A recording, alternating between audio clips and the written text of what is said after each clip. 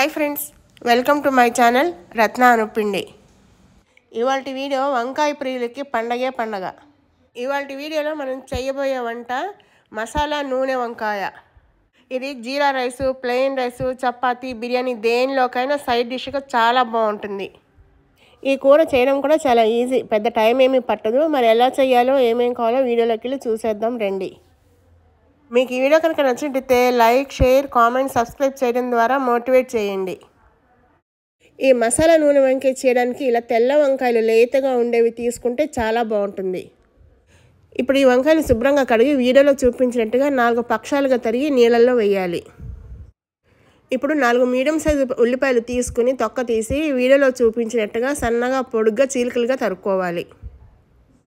So మనం మసాలా నూనె వంకాయ అనుకున్నాం కదా, దానికి ఒక మసాలా ముద్ద రెడీ పెట్టుకోవాలి. దానికి ఏం కావాలో చూద్దాము. దానికోసం ముందుగా 2 పెద్ద చెంచాలు ధనియాలు నూనె లేకుండా ఎర్రగా వేయించుకోవాలి. నేను 1/2 కిలో వంకాయలు తీసుకున్నాను, దానికి 2 పెద్ద చెంచాలు వేసాను. దీనికి ధనియాలే రుచి ఎక్కువ. ధనియాలతో పాటు మసాలా కోసము 4 లవంగాలు, 1 ఏలక్కాయ, చిన్న దాల్చిన చెక్క ముక్క కూడా వేయించుకోవాలి. కొంచెం ఘాటు ఎక్కువ కావాలనుకునే వాళ్ళు ఇంకొంచెం వేసుకోవచ్చు. ఇదైతే మీడియంగా ఉంటుంది.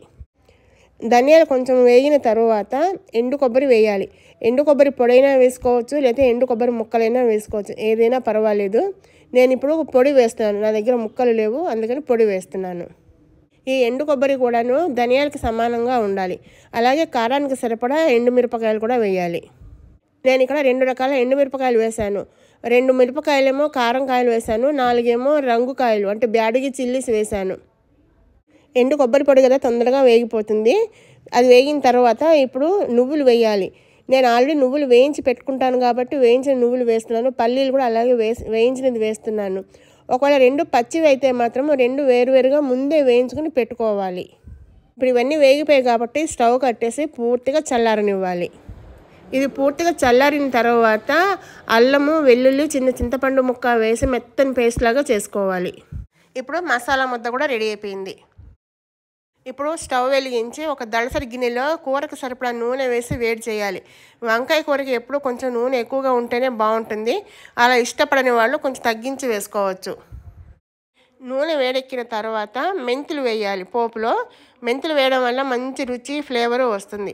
అలాగే కొంచెం పచ్చి కరివేపాకు ఫ్రెష్ది వేసుకొని వేయించాలి. మెంతులు ఎర్రగా వేగిన తర్వాత మనం చీలికలుగా తరిగిన ఉల్లిపాయ ముక్కలు వేసి వేయించుకోవాలి. ఉల్లిపాయలు వేసిన వెంటనే కొంచెం పంచదార వేస్తే ఎర్రగా, మెత్తగా, తొందరగా వేగుతాయి. ఇలా పంచదార వేసిన తర్వాత ఒకసారి బాగా కలిపి మూత పెట్టి ఒక 5 నిమిషాలు మగ్గించుకోవాలి. ఒక 5 నిమిషాలు లేక మూత తీసి చూస్తే ఉల్లిపాయ ముక్కలు కొంచెం మెత్తగా మగ్గి రంగు కూడా మారి ఉంటుంది. ఒకలా మారని పక్షంలో మళ్ళీ ఒక 5 నిమిషాలు మగ్గించుకోవాలి. ఉల్లిపాయ ముక్కలు వేగి కొంచెం రంగు మారిన తర్వాత మనం తరిగి నీళ్ళలో వేసి రెడీగా ఉంచుకున్న వంకాయని వేయాలి. ఇలాగా అన్ని వంకాయలు వేసేసిన తర్వాత ఒక 1/2 టీ స్పూను పసుపు వేయాలి. అలాగే రుచికి సరిపడా ఉప్పు కూడా వేయాలి. అలాగే కొంచెం ఫ్రెష్ కరివేపాకు ఆల్రెడీ పోపులో వేసాము, కానీ ఇక్కడ కూడా వేస్తే పచ్చి కరివేపాకు ఆ ఫ్లేవర్ ఇంకా బాగా పడుతుంది. ఇంట్రెస్ట్ ఉన్న వాళ్ళు వేయచ్చు, లేకపోతే స్కిప్ చేయొచ్చు. ఇవన్నీ వేసిన తర్వాత అన్నీ బాగా కలిసేలాగా కలుపుకోవాలి.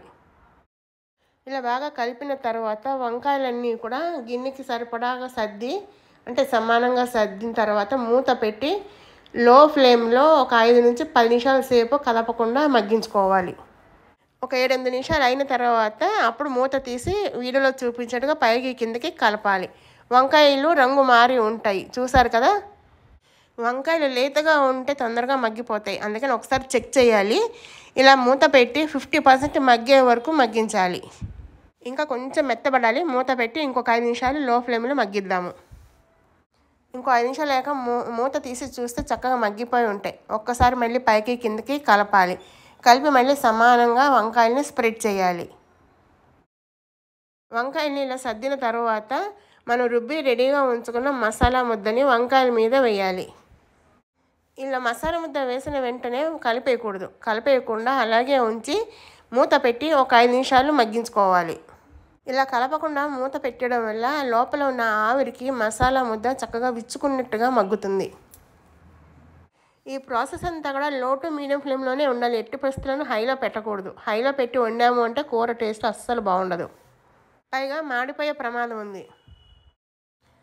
ఒక 5 నిమిషాలు అయ్యాక మూత తీసి కలపాలి. చూడండి ఆ మసాలా టెక్స్చరు మనం వేసినప్పుడు ఎలా ఉంది, ఆ ఆవిరికి ఉడికి ఎలా ఉందో. ఇప్పుడు పైకి కిందికి బాగా కలిసేలాగా వంకాయ నలిగిపోకుండా కలుపుకోవాలి. ఇప్పుడు ఇలా వంకాయలన్నీ కలిపిన తర్వాత ముక్కలు ఉడకడానికి సరిపడా నీళ్లు పోయాలి. నేను మిక్సీ జార్లోనే నీళ్లు పోసి ఆ నీళ్లు పోస్తున్నాను. ఇది అలాగే గ్రేవీ థిక్నెస్ని బట్టి కూడా మనకి నచ్చిన నీళ్లు పోసుకోవాలి. కూర గుజ్జులా కావాలనుకుంటే కొంచెం నీళ్లు పోస్తే సరిపోతుంది. కాదు పల్చగా కావాలి అనుకుంటే ఇంకొన్ని నీళ్ళు ఎక్కువ పోయాలి. అలాగే నీళ్లు పోసిన తర్వాత ఒక 4-5 పచ్చిమిరపకాయలు చీల్చి పొడుగ్గా అలాగే వేసేయాలి. ఇది పూర్తిగా ఆప్షనల్ మాత్రమే. మసాలాలో మిరపకాయలు ఉడికి చాలా బాగుంటుంది, నాకు ఇష్టం, అందుకని వేశాను. ఇష్టం లేని వాళ్ళు అమ్మో మిరపకాయలు అనేవాళ్ళు మానేయచ్చు. మిరపకాయలు వేసిన తర్వాత మూత పెట్టి ఒక 5 నిమిషాలు మళ్ళీ ఉడికించుకోవాలి. మధ్య మధ్యలో అవసరాన్ని బట్టి కలుపుకోవాలి. ఇలా మధ్య మధ్యలో మూత తీసి కలుపుతూ ఉండాలి, లేదంటే అడుగంటే ప్రమాదం ఉంది. ఇలా మధ్య మధ్యలో కలుపుకుంటూ మూత పెట్టి మగ్గించుకుంటూ ఇలాగా నూనె పైకి తేలే వరకు ఉడికించుకోవాలి. చూస్తారు కదా నూనె తేలుతోంది అంటే మన కూర ఆల్మోస్ట్ అయిపోయినట్టే అర్థం. కూర పూర్తిగా మగ్గిపోయింది అంటే మనం వేసిన నూనె మొత్తం పైకి తేలుతుంది పూర్తిగా. ఇప్పుడు ఈ కూర కన్సిస్టెన్సీ కొంచెం మీడియంగా ఉంది. అదే ఇంకొంచెం పలుచగా చేసుకోవాలి అనుకుంటే చల్ల నీళ్ళు కాకుండా వేడి నీళ్లు పోయాలి. ఇలా కూర కలుపుతున్నప్పుడు వంకాయ నలిగిపోకుండా జాగ్రత్తగా కలిపి ఇంకొక 5 నిమిషాలు మూత పెట్టి మళ్ళీ మగ్గించాలి.